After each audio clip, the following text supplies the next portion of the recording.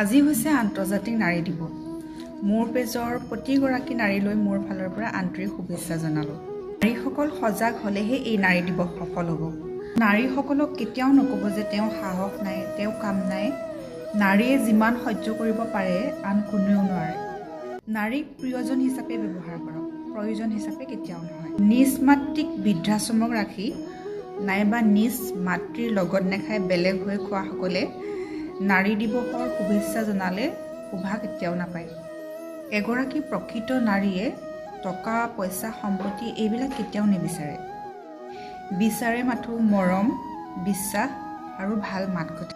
সেয়ে টকা পইচাৰ ধনী হোৱাৰ আগতে এজন প্ৰকৃত মানুহ হ'বলৈ যত্ন কৰিব লাগে।